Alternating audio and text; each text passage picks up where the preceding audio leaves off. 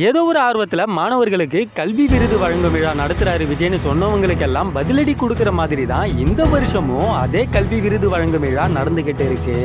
அரசியலுக்கு வரப்போறாருன்றதுக்காக ஒரேடியா மாணவர்களுக்கு எந்தவித அரசியலும் புகுத்தாம அவங்களுக்கு தேவையானதை மட்டுமே அந்த மேடையில தளபதி விஜய் பேசியிருக்காரு.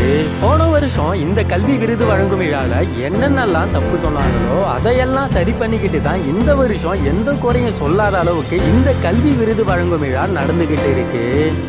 தளபதியுடைய ஸ்பீச் அப்போ வேற எந்த கவனமும் யாருக்கும் இருக்காது. அந்த அளவுக்கு ரொம்ப தெளிவான ஒரு ஸ்பீச்சை அந்த மேடையில தளபதி விஜய் அவர்கள் பேசியிருக்காரு.